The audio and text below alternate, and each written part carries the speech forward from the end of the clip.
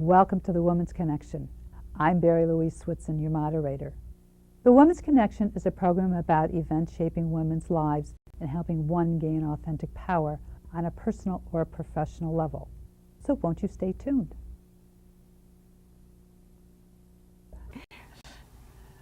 Welcome. Most of us read about current events that are happening in the world, but my guest here is one who has experienced them firsthand. And I would like to welcome Masha Hamilton. Welcome. Thank you. You're a journalist and you've traveled all over the world covering hotspots, shall we say. What made you get into the business in the first place of being a journalist? I think I was really interested in seeing other cultures up close, and not just as a passerby, but settling in for a while and really getting to know them. I was intrigued by their lives, the lives of women, as well as men and children, and what was happening in these various cultures, and that's why I became involved. Now, you spent some time in Afghanistan, and what other hotspots? In the Middle East and in Moscow as it was crumbling, communism was crumbling. Afghanistan I was in just recently this spring, and I got a chance to interview women in prisons, child brides, impoverished mothers bringing up their households as head of households without work in many cases. The Middle East I was based in for 5 years and then have returned to since, and then Moscow I also was based in for 5 years. Let's go with Afghanistan. What was the common thread that you found among the women there? That their conditions, while they may have improved, are starting from such a low place that we're still in the negatives. Burqas, for example, the head coverings that the women wear, are coming off in Kabul, but outside of Kabul they are not. I interviewed a 12-year-old girl in jail in Kandahar for refusing to marry the man that her father had chosen, his age. He gave her away one evening in a restaurant. Her mother was dead.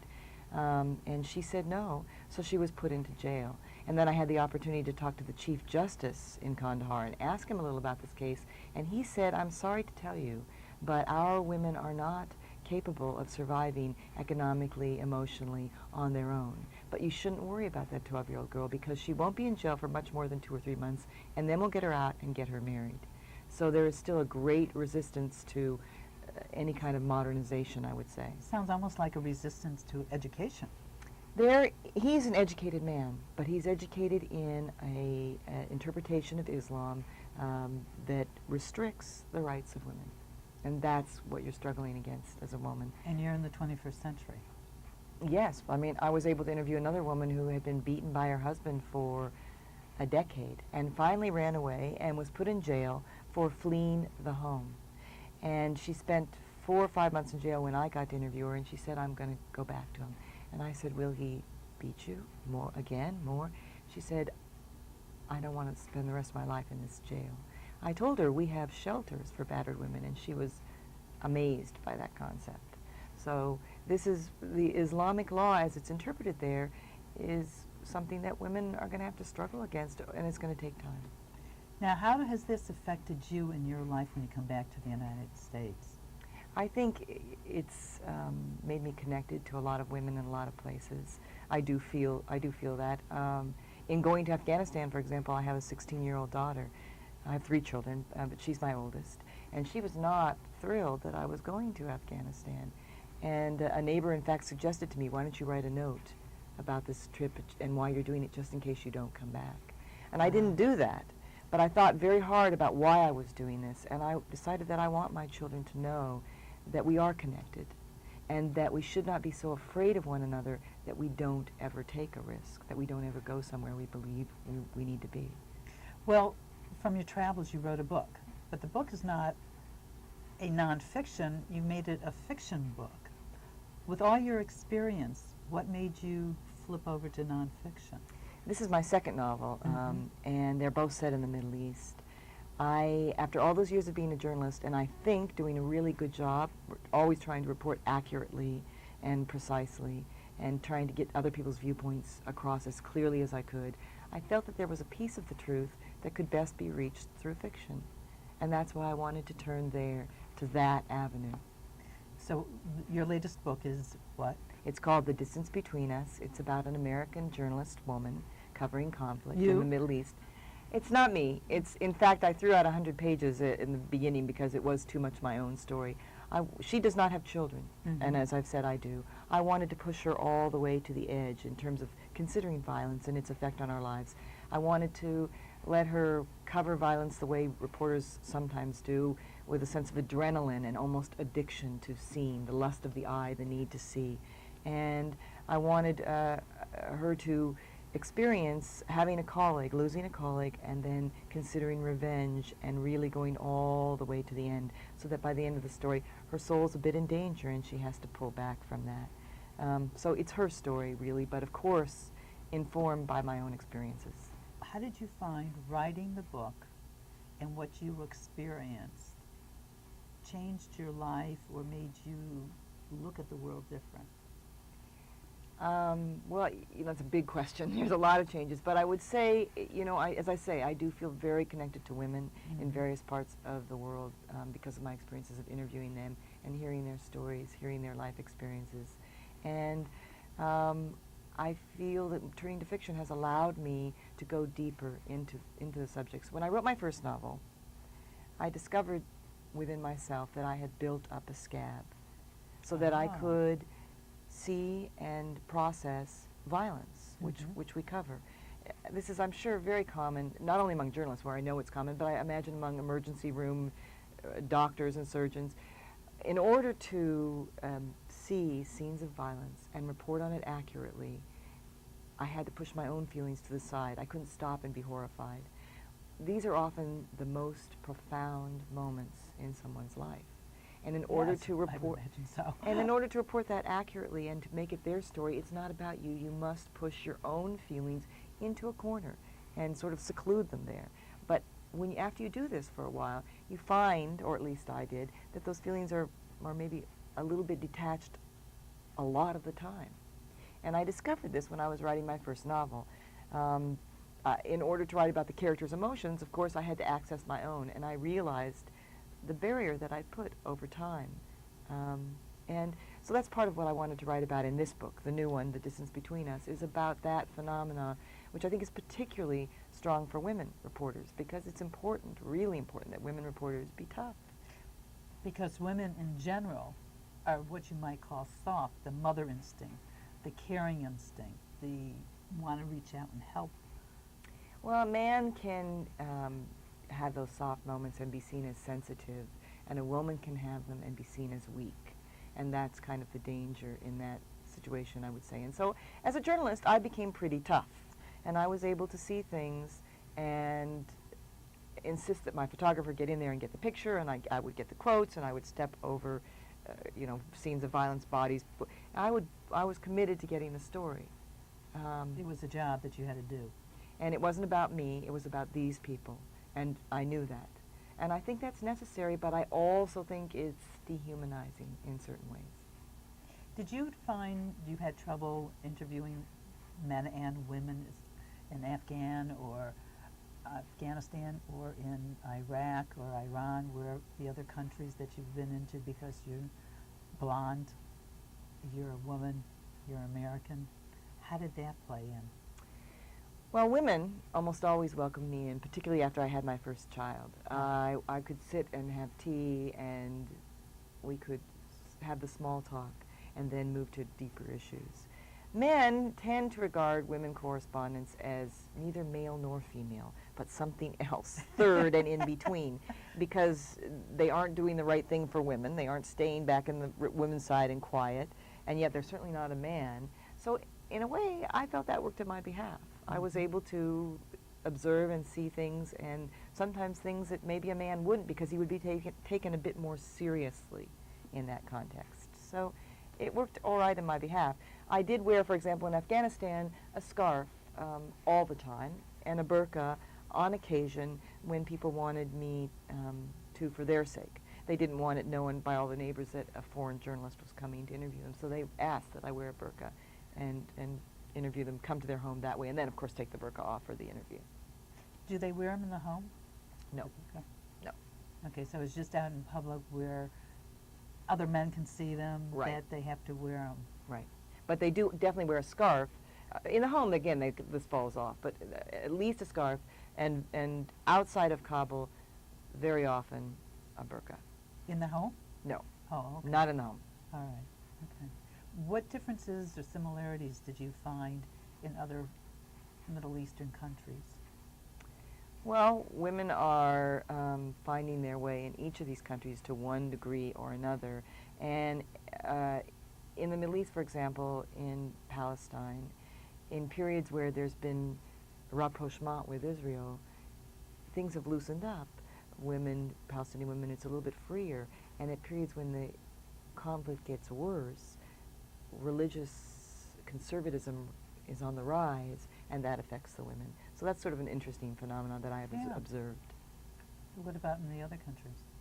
Well, I was basically based in Jerusalem. I did spend some time in Lebanon, and I went into Jordan, but mainly I was based in Jerusalem, and so I mainly covered Israel and the West Bank and Gaza Strip. If somebody wanted to go to these countries, what would you advise them?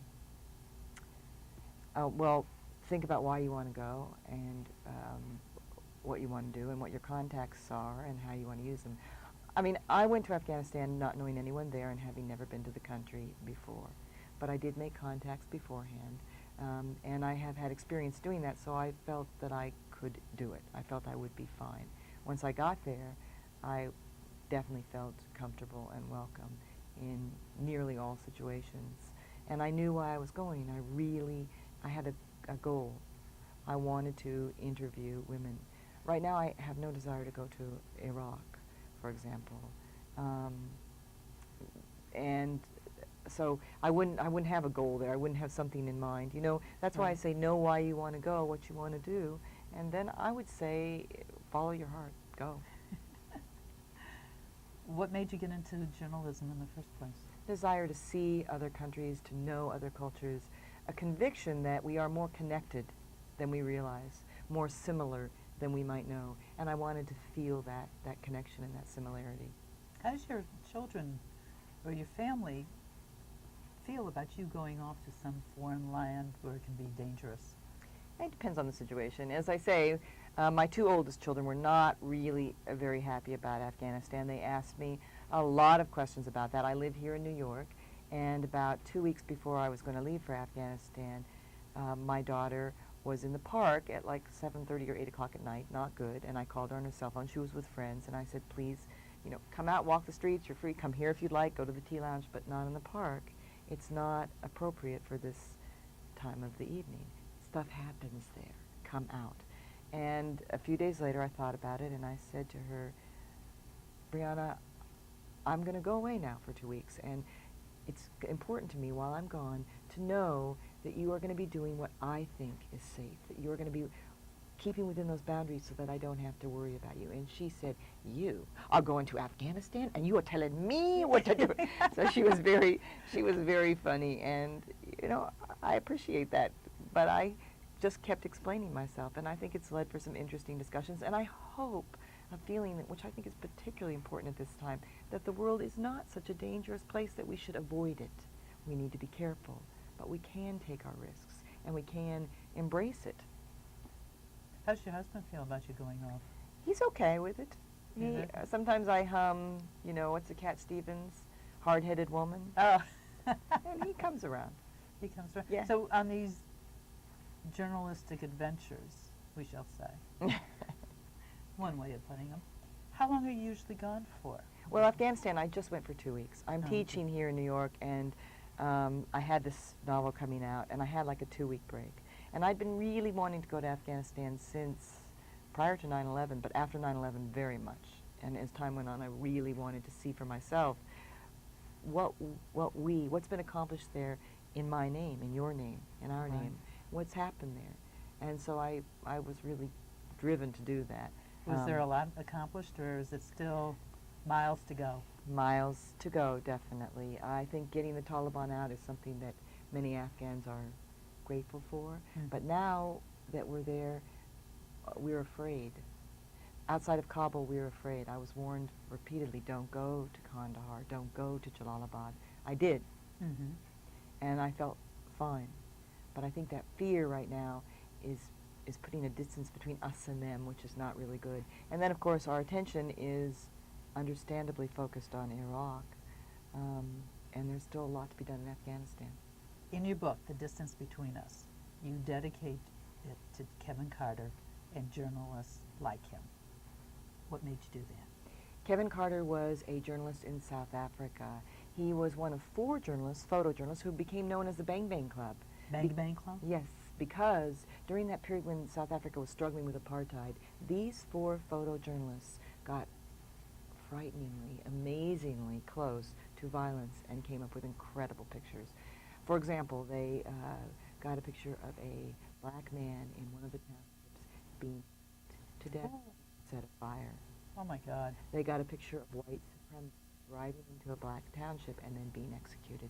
They got it from a very close distance, and then one of them turned and shot as the other 3 ran away.